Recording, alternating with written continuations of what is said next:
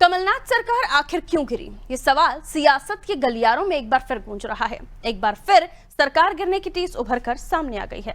जब दिग्विजय सिंह ने एक इंटरव्यू में कमलनाथ सरकार के गिरने का कारण बताया, पूर्व सीएम दिग्विजय सिंह ने माना कि अगर कमलनाथ ग्वालियर चंबल संभाग से जुड़ी मांगों को मान लेते तो शायद सरकार गिरने की नौबत ही नहीं आती।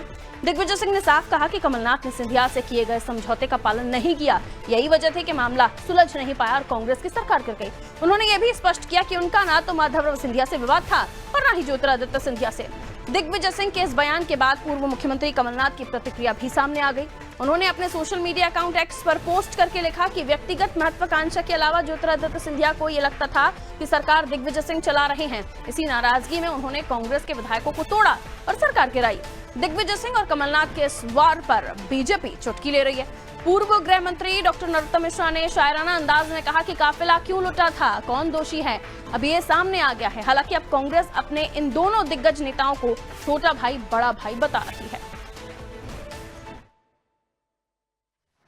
एक काफिले वालों तुम इतना भी नहीं समझते थे, लूटा है तुम्हें रहजन ने रहबर के सारे पद। सरकार क्यों गिरी और कौन दोषी है वो सब सामने आने लगा है।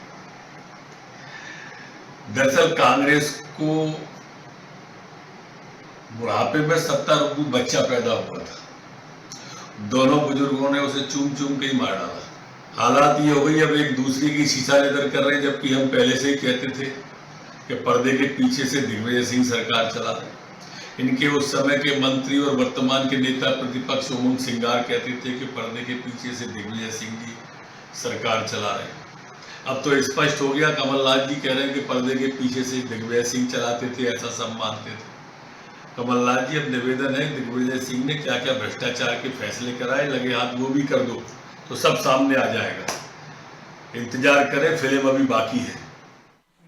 ऐसा है कि आप लोगों की जितनी उम्र है, हम जितने इस कमरे में, मेरे समेत 45 साल की उनकी दोनों भाइयों की, 45 से भी ज्यादा, दोनों बड़े भाई छोटे भाई हैं। दोनों का एक अपनत्व है, प्रेम है, प्यार है, मोहब्बत है। दोनों की एक केमिस्ट्री है। लोगों को कैसे चर्चा करवाए उनके पास ये कला है। तो आप उनकी, हम और आप उनकी चिंता मत करो कि कौन सी लिस्ट थी और किसने क्या कहा। तो मैं समझता हूं कि पुरानी बातों का कोई औचित्य नहीं है। जो चली गई हमें तो भविष्य देखना। जिन पुरानी बातों का कोई औचित्य नहीं कह रहे हैं जीतू पटवारी, उन्हीं पुरानी बातों को खुरीदा है दिग्विजय सिंह ने। और जो कारण बताया है वो सभी को अचंभित करता है कि वाकई कमलनाथ ही वजह है या फिर जो ट्वीट कमलनाथ ने किया है कि दिग्विजय सिंह को लेकर कि ज्योतिरादित्य सिंधिया को लगता था कि दिग्विजय निर्णय ले रहे हैं। ये तमाम चीजें हैं, लेकिन अब इन बातों को दिग्विजय सिंह ने सामने रखा है। इसके पीछे की वजह क्या हो सकती है? एक इंटरव्यू में उनसे पूछा गया, वो टाल भी सकते थे लेकिन उन्होंने जवाब दिया। कहा जाता है राजनीति में चाणक्य कहे जाते हैं कांग्रेस के दिग्विजय सिंह, जो कहते हैं उसके पीछे वजहें जरूर होती हैं। आइए इन्हीं वजहों को टटोलते हैं। हमारे साथ ब्रजेश चौकसे जी हमारे ब्यूरो हेड इस वक्त जुड़े हुए हैं स्टूडियो में और उनसे हम समझने की कोशिश करते हैं। ब्रजेश जी जब भी कहते हैं कुछ ना कुछ वजह जरूर होती है और इस बार भी कहीं ना कहीं उनका तीर जो है वो निशाने पर लगाने की कोशिश उन्होंने की है। लेकिन अब इसके अंजाम क्या होंगे तो आने वाले समय के साथ पता चलेगा। ऐसे वक्त पर जब कांग्रेस इन आरोपों से बहुत ज्यादा उभर कर सामने आई है, दोबारा उसी जख्म को खुरेदा है और नमक लगाने का काम कर दिया दिग्विजय ने। निश्चित तौर पर दिग्विजय सिंह ने कुछ खुलासे किए हैं जिस पर चर्चा हो रही है और जीतू पटवारी कह रहे हैं कि दोनों में केमिस्ट्री ऐसी है, छोटे भाई बड़े भाई की। तो ये कैसी केमिस्ट्री है जो कांग्रेस को गर्त में ले जा रही है? दिग्विजय सिंह ने जो खुलासा किया है उसके बहुत सारे मायने भी हो सकते हैं, लेकिन एक मायने ये भी है कि दिग्विजय सिंह ही ब्लेम क्यों? तमाम कांग्रेस के नेता 10 साल सत्ता में वो रहते हैं, इसके बाद सरकार से बाहर हो जाती है कांग्रेस, तो ठीकरा किस पर फोड़ा जाता है? दिग्विजय सिंह पर। कांग्रेस के नेता ही कहते हैं कि दिग्विजय सिंह भाषण देते हैं तो वोट नहीं मिलते हैं, दिग्विजय सिंह को मंच से दूर किया जाता है। ये प्रचारित किसने किया? कांग्रेस के लोगों ने। दिग्विजय सिंह को खुद कहना पड़ा कि भाई मैं मंच पर जाता हूँ, भाषण देता हूँ। तो लेकिन सत्ता में कौन लाया था? दिग्विजय सिंह ने जो पदयात्रा निकाली उसके बाद सत्ता में लाने का अहम सूत्रधार कौन था? दिग्विजय सिंह थे। लेकिन सरकार चली गई तो ठीकरा किस पर फोड़ा गया? दिग्विजय सिंह पर। तो दिग्विजय सिंह ने खुलासा कर दिया है कि दिग्विजय सिंह की वजह से नहीं गए सरकार किसकी वजह से गई है? क्योंकि सरकार में जो उन्होंने कहा कि एक उद्योगपति के यहाँ बैठक हुई थी, तय हुआ था कि सिंधिया जी की जो मांगे हैं वो मांगे पूरी की जाएं। ग्वालियर चंबल को लेकर वो पूरे प्रदेश की तो बात नहीं कर रहे थे, लेकिन उन्होंने ये भी कहा कि वो मांगे पूरी नहीं की गई। दोनों उद्योगपतियों के कि दोनों से ही अच्छे संबंध थे, कमलनाथ से भी और ज्योतिरादित्य सिंधिया से। वो खुद उनके पास गए थे सरकार बचाने। और ये भी नहीं भूला जाना चाहिए कि जब लोटस अभियान चला था पहली बार, तो इसको फेल भी दिग्विजय सिंह नहीं किया था पहली बार में। दूसरी बार में जब सिंधिया की एंट्री हो, और सिंधिया ने अतिथि शिक्षकों से वादा किया था कि उनकी मांगें पूरी करेंगे चुनावी सभाओं के दौरान। और वो अतिथि शिक्षकों ने जब टीकमगढ़ में सिंधिया से कहा कि उनकी मांगें पूरी की जाएं, तो उन्होंने कहा कि आपकी मांगें पूरी की जाएंगी, नहीं होंगी तो आपके साथ मैं भी सड़क पर उतरूंगा। तो ये किसने कहा था कि उतरना है तो उतर जाइए सड़क पर? ये कमलनाथ ने कहा था। इसके बाद जो अपमान का घूंट था, उसको लेकर जो अपमान हुआ था, सिंधिया जी वाकई में सड़क पर उतर गए थे।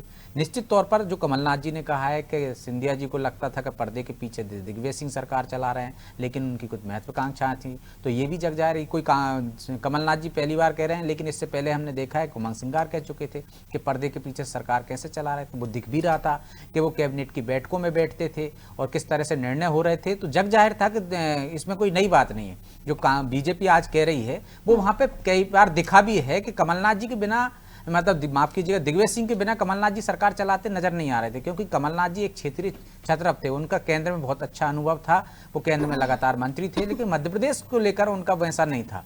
तो मध्य प्रदेश में यदि सरकार चल रही थी तो बिना दिग्विजय सिंह के सहमति के और सहयोग के नहीं चल सकती थी। जो अहम टकराव था, अब एक बार जब बात हुई थी, ये दिग्विजय सिंह ने भी कहा है कि जब सिंधिया जी को प्रदेश अध्यक्ष बनाना चाहते थे उनके समर्थक, सिंधिया जी तो जो अपमान हुआ उसके बाद जब उनसे कहा गया सड़क पर उतरो, तब उतरे थे वो। प्रदेश अध्यक्ष के पद भी कमलनाथ जी के पास था और मुख्यमंत्री के भी, लेकिन वो प्रदेश अध्यक्ष का पद छोड़ने को तैयार नहीं थे। तो ये जो अहम टकराव था वो उसकी वजह थी जो क्षेत्रीय छत्रप हैं एक से ऊपर एक साबित होना चाहते थे। कमलनाथ जी भी चाहते थे कि और कोई छत्रपों को वो वैसा नहीं कर सकें, और दिग्विजय सिंह भी चाहते थे कोई और ना उठ पाए। तो इन दोनों की केमिस्ट्री शायद यही थी कि सरकार भी चलती रहे और तीसरे को भी आप उतना महत्व ना दो। आप देखिए जब राज्यसभा में जाने की बात आती है, जब ज्योतिरादित्य सिंधिया चुनाव हार जाते हैं, तो किसको प्राथमिकता देते हो आप? दिग्विजय सिंह को प्राथमिकता देते हो। सिंधिया को ना आप प्रदेश अध्यक्ष बनाते हो, ना उनको आप राज्यसभा भेजते हो। ऊपर से यदि वो अपने उन्होंने जो वादा किया था उस वादा पूरा करने की बात करते हैं। जो सूची की दिग्विजय सिंह बात कर रहे हैं, वो सूची को पालन करने की जो सहमति बनी थी कि ग्वालियर चंबल से क्षेत्र से कौन कौन से निर्णय होना है, वो निर्णय भी नहीं करते हो आप। बार बार अपमान करते हो तो क्या करेगा, जाएगा ही छोड़ के। तो यही वजह है कि सिंधिया को नीचे दिखाने की कोशिश हुई थी, और वो एक खुलासा ये हो रहा है कि दिग्विजय सिंह ठीकरा फोड़ रहे हैं कमलनाथ पे, कमलनाथ फोड़ रहे हैं ठीकरा दिग्विजय सिंह पे। दोनों ही ये चाहते हैं कि ब्लेम कौन बने, तो ब्लेम बनाने की यहाँ कोशिश की जा रही है। ये जनता भी जानती है। जीतू पटवारी भले ही कह रहा हूं कि ये पुरानी बात हो गई, लेकिन जब परतें खुलेंगी तो बात दूर तक जाएगी और कहां तक जाती है देखने की बात। उनके समय पर जो भ्रष्टाचार हुए थे उन्हें भी दिग्विजय सिंह लगे हाथों बता दें तो ज्यादा बेहतर होगा। बहुत शुक्रिया ब्रजेश जी जानकारी के लिए।